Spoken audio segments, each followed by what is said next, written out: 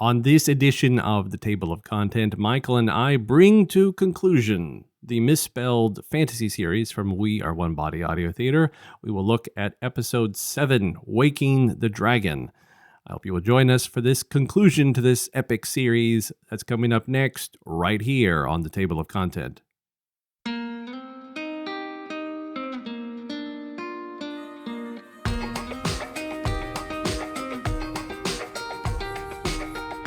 Thank you so much for tuning in to this edition of the Table of Content. I am Albert Sines and joined by Michael Steele. Michael, how are you, sir?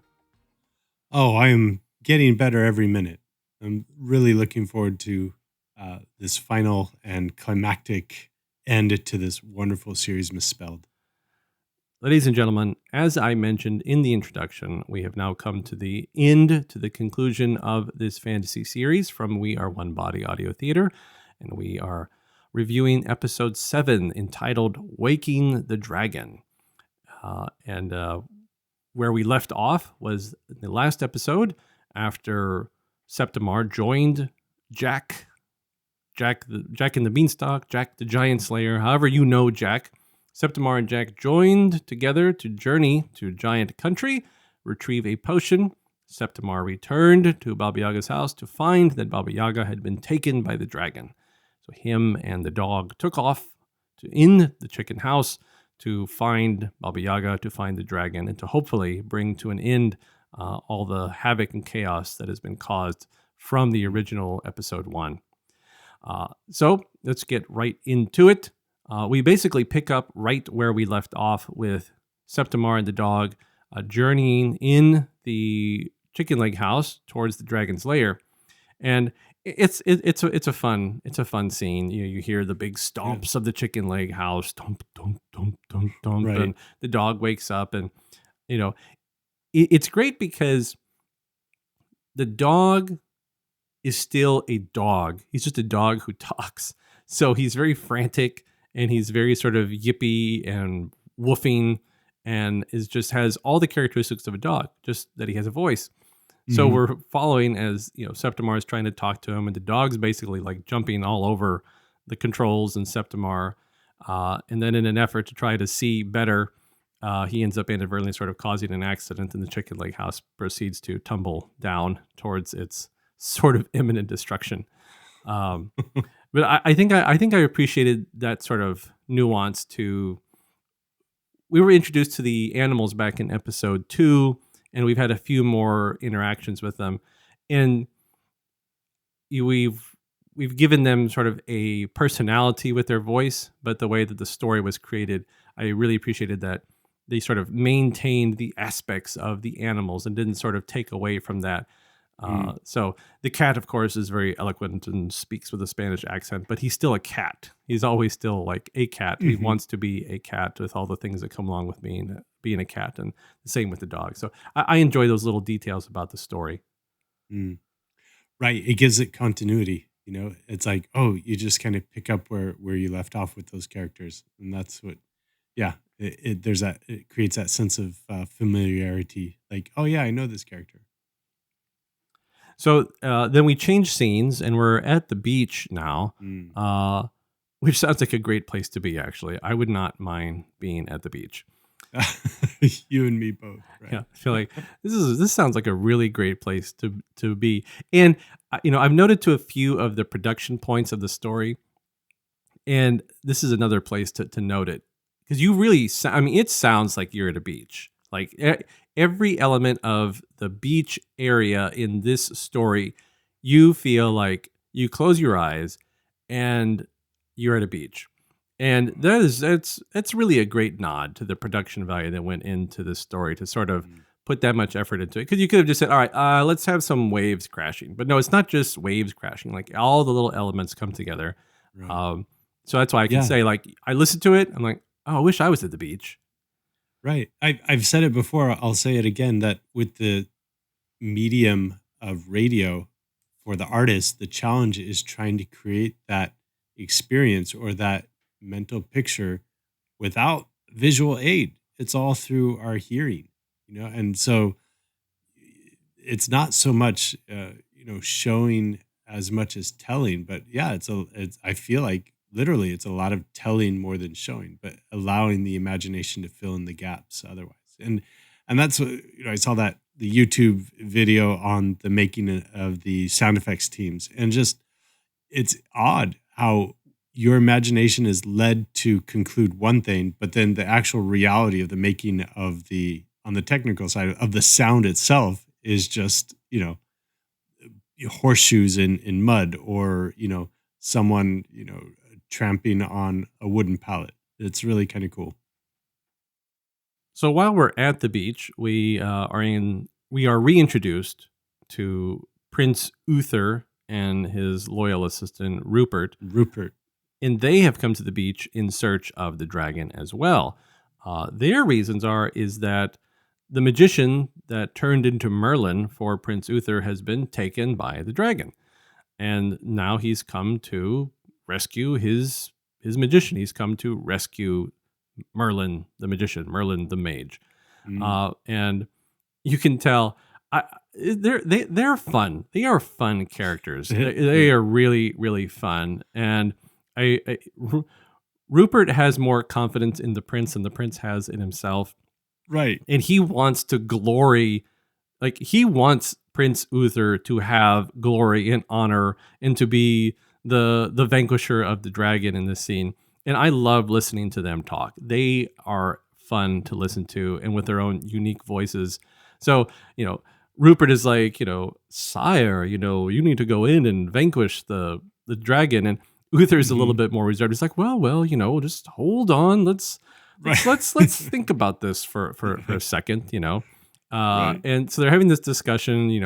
Uther's trying really hard to sort of drag it out, and so then they are greeted by a crashing chicken leg house. Out comes Septimar and the dog, and they eventually make their way down after getting their bearings to encounter Prince Uther and Rupert, and they explain why they're there.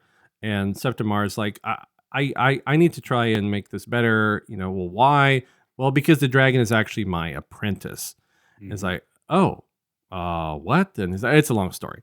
So he says, let me just go in, and try. And again, here we have Rupert, and he says, but sire, how will you be covered in glory if you don't slay the dragon? And Uther's like, well, there's no sense in getting my armor tarnished, So Right. and I do it no credit. I do this scene no justice. I do Uther and Rupert and the wonderful voice actors who brought those characters to life. I do them no justice. So please listen to it yourself if you haven't. So they, all right. So in goes Septimar into the dark cave to try to find out what's going on, try to find Baba Yaga. So he makes his way in the dark, and eventually he hears the voices of Baba Yaga. But then we hear that the cat and Merlin, are there. And so it's like, okay, well, these are the people I was looking for. Two people and a cat, I guess you could say. Excuse me. So they're having a conversation, and the cat's being kind of mouthy, and Merlin doesn't want to die, and Baba Yaga's just trying to think. So they're all trying to talk, and then in comes Septimar to try to rescue him. And I like the one point, and it plays out better in the actual story when you hear it. But Baba Yaga says, "Oh, it's you." Kind of like, I can't believe it. Disappointed. And of course, and Septimar tries to, stand his ground. It's like, I've come to rescue you, and he's like, oh, okay, well, we'll see how this goes. And so he tries to rescue them. It doesn't quite go the way that he wants, because lo and behold, the dragon returns. So everyone tries to be quiet and hide, and it ends up that the dragon has gone and taken Jack as well. So it gets Jack into the cage, and now the four people are all there, and the dragon realizes that Septimar is there because he could smell him, and he's very detailed about it. The apprentice, is the dragon, but the dragon, we'll call him for now. The dragon's very clear about how terrible a smell is, and this is a worse smell than anything he could, you've ever smelled. And the cat throws in a little, trying to distract him. He says, well, maybe it's the humans, they haven't taken a bath. And the dragon's like, No, no, this is worse than an unbathed, human. This is worse smell. And he's basically making a stick at the fact that Yes. Septimar is a really bad person. And that's how bad he smells, because he's the most terrible person. Right. Yeah. He recognizes the smell of who Septimar hopefully used to be. Right. And then he calls him out, right? Come on out, Septimar. So the dragon knows that Septimar is there, and he's angry, and he's angry because of the way the Septimar had treated him, right? So he has this sort of Mm, long rant about how terrible the bad smell, what an awful person. And I'm not trying to condone the actions of the dragon, but again, much like I was talking about in the last episode, about you would expect potentially a person to respond a specific way after a certain thing happens. mhm. While I would hope, I would hope that the world could, in the majority of cases, always respond with charity. I know that it's not possible because we're human. So in this instance, Right. the dragon is really, he's really ticked. He's really upset about the way that he was treated by Septimar. So Right. the dragon seems to be kind of in his right as far as how he feels about Septimar. I'm not justifying going and kidnapping people, but I think the dragon is like, hey, you really treated me poorly, and I don't like you. Right. Right. Yeah. You can tell that there's a depth there. It's not just the fact that Apprentice was changed into a dragon, but there was the whole build up beforehand of how maybe, years or whatever of mistreatment on behalf of Septimar. But it is, but you know, yes, obviously, as I said before, you want the opportunities for charity. You want the opportunity to, let's make amends. But sometimes it's just it's hard. It is really hard to just sort of let go, especially if you've been treated severely. You know, Right. in yes, okay, minimally, right? What do we try to say? At least forgive the person, but Right. you don't necessarily have to forget what they did, right? But you have to minimally try to forgive the Yeah. person. But it's hard. It is Yeah. hard. Oh, And I know about it from personal encounters with people over the years. It is hard to just sort of, oh yeah, I yeah. forgive you. Let's move on Yeah. with our lives. Right. No. Yeah, exactly. Or even, I'm just thinking of our two kids. We have an 8-year-old and a 6-year-old at house, and they uh, sometimes get into squabbles, but and it's apologize to your sister, apologize to your brother, and it's like that one side can be willing to apologize, but the other one's not ready for it yet.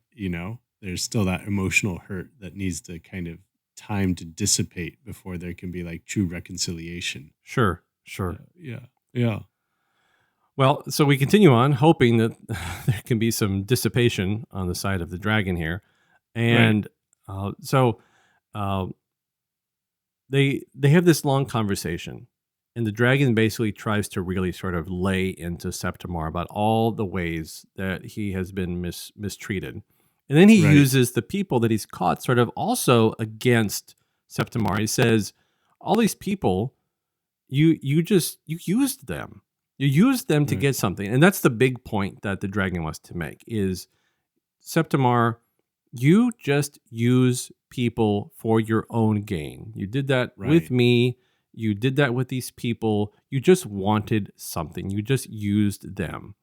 And I think that's another common, sometimes conscious, sometimes unconscious act. And I think in this instance, I think Septimar was sort of unconsciously sort of using people, but he didn't think about it because he just was so used to it. It's like, all right, I need this. You can give me what I need. I'm going to go to you. You can do this. You I can use for this purpose. And so he just went about that. That was his life, using people. right, And Septimar is realizing this. He, as the dragon is, as long having this long sort of talk back and forth, Septimar is trying to say yes, yes, yes, and yes. I did. Okay, it was I didn't treat you right. I'm sorry. But it's different now. I'm different now. Yeah. Right. Yeah. Yeah. There's that. Uh, all you wanted to do is use people, and he's a bit sarcastic with Septimar, saying, "Oh, you." But when he finds out that Septimar is here, with a potion, trying to turn the dragon back into his apprentice, it's like, "Oh, you, right?" And then Septimar's like, "Well, we have a potion, right? Working together with other people." And then, yeah, there's still that bitterness. He's like, "Well, even that show of goodwill on behalf of Septimar, the dragon, he's like, well, I'm not necessarily sure that I want to be changed back because I've always been made to feel small and weak and puny, and now I have, claws and fire, and I have power. Right? So I'm not sure I really want to be changed back." And that's we can make that small point. I mean, that's a Hmm. problem we have in society, right? You Sure. with power, I want to say with power comes great responsibility, but that's a different movie. That is so original. I know. Now, Write that down. enter lawsuit. So no, but I mean, with power sort of comes the desire for more power, and Yeah. then more power, and then more power. And the dragon is experiencing that. The dragon, for the first Yeah. time, has all the power that he could ever want, and Mhm. doesn't have to be pushed around. Can take at will, can destroy at will, whatever the dragon wants. This is what the dragon can do, and it's hard to want to give up all that power. Yeah. Yeah. Yeah, it's kind of interesting. It kind of points, like you were saying, it's a small point, but it points to that the idea that we're never kind of satiated, right? When it comes to money, there's probably always more to be had. When it comes to power, there's always more to be had, you know, and the flip side would be, well, when it comes to love, there's always more to give, right? Or when it comes to reconciliation, there's always more amends that one can make. So, And that continues on through our entire life. I mean, we're mhm, always going to hopefully be, seeking out reconciliation because, well, yeah, we're always going to be sinners, you yeah, know. So, but being able to recognize, right, and right now the dragon's in a position of not recognizing kind of what he's doing. S- Uh, Septimar is admitting like, hey, here's how I've messed up, and I'm trying to make it better. But the dragon right. now is sort of faced with his sort of opportunity to sort of recognize what he's been doing, and it's interesting because Septimar makes a comment to the dragon about don't you see you're now becoming everything about me that you despised. And it's like, Mhm, uh-oh, right. You know, in an effort to sort of get back at Septimar, he became the things about Septimar that he didn't like, just sort of taking and using and not considering, the consequences. Uh, mhm, and many times that's what it takes. We have to sort of we have to be made a witness to our action, right? Like, oh, I didn't notice, I didn't realize, I didn't understand. So they continue their conversation. The dragon's kind of holding out, and then lo and behold, who do we hear screaming into the cave? Prince Uther challenging the dragon to come out, and the dragon's like, "Who's that?" And it's like, "Oh, that's Prince Uther. He's come to slay you." And basically, the dragon's like, "Well, not if not if I get him first." So he takes Septimar with mhm. him, and he runs out and he throws Septimar, and everyone's sort of taken back by the dragon and how menacing he is. The dog who had said he wanted to sink his teeth into it said, "Nope, sorry," takes off. Yeah, And yeah. See ya. but Prince Uther, and he's like, "All right, okay, I'm going to do this," and he pulls out his magic sword of Excalibur, so another nod to another storyline. But he takes out his Mm, magical sword Excalibur. The dragon attempts to breathe fire on him, and the sword protects him. It's like, oh, well, see, now you know I'm protected by my sword. And here comes the real turning point right here, because if nothing else happens, then Prince Uther with right. Excalibur will sort of start to sort of attack and potentially vanquish the dragon. And what happens? Septimar basically like, no, he doesn't want that to happen. And he gets in the way of Prince Uther attacking the dragon. and we have Septimar receiving the blow and falling from the blow of Excalibur. So now we have the self-sacrifice of Septimar to save the apprentice, because Septimar has come that far in his journey as a person to say, I don't want anything to happen to my apprentice. I will sacrifice myself if I have to. And it is that sort of self-sacrifice that sort of now changes the story arc from just making amends to sort of really sort of pushing it over the edge. Right. Yeah. There's that final request of, the dragon's like, why would you do that? And Septimar's, because I don't want you to be like me. And that just completely shatters the dragon's preconceived ideas and his vengeance and his bitterness and everything that had been worked up to at that point. And isn't that true? Like, that's what, when you think about heroism, I feel like what inspires us most about heroism in general is the self-sacrificial side of heroism, right? It's that idea of like someone had everything and they gave away everything for someone else, a cause, a person, whatever, right? Well, I mean, yeah. I mean, that's most of the great heroes. And even if someone didn't give their life, right? They gave something. They sacrificed Right, something for the greater good, and they were a right. hero for it. So someone who ran into a burning building to save the life of a child, but they came out and they were alive, but they sacrificed. They put their life on the line to try to save someone, you know. Right. So it doesn't have to be, well, you're always giving your life out for a sacrifice. Like, there's a lot of ways to sacrifice for the good of others. It just happens in the storyline that Septimar has sort of given his life potentially to save the apprentice. Right. Yes. And so there's the conversation now comes out from the cave, Baba Yaga, Jack, Merlin, and the cat, and they're like, oh, what happened? What's happening? And Septimar is basically dying. He's dying fast, and everyone wants to try to act. And as you mentioned, Septimar has an opportunity to talk to the dragon and basically say, "Don't turn out like me. I'm trying to keep you from turning out like me." And so, Mm, oh wow, that's those sort of powerful statements. Be someone better, basically. Be the good person. You have an opportunity. You have a chance, and it's a challenge. It's a challenge, right? Because it's easy. It's easy to not be the good person, but it's harder to be the good person. So I think that's the greater yes. Yep. challenge. And it's like, are you up to the challenge of being the good person, of being the good guy? So Septimar basically calls out the dragon and says, hey, don't be like me. Be the good person. And the challenge is, of course, giving up all the power that the dragon now has. Mm, Through Baba Yaga talking and Septimar talking, like the dragon had enough sort of thought to like, all right, fine, I'll become human to try to help save him. They come together. They try to cast the spell, but there's a problem. It's not working. And Merlin makes the point about it could only work if everyone's heart is basically into it, for lack of better terminology.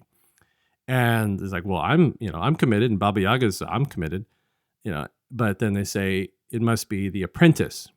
And they says, look, have you have you mm, forgiven him? You have to forgive him. It's like, and you have to mean it.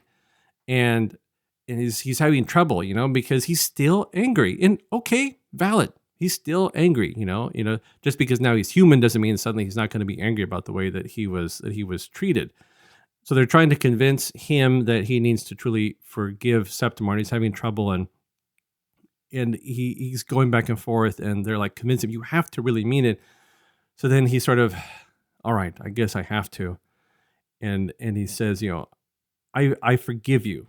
He says, I really, I truly, yeah.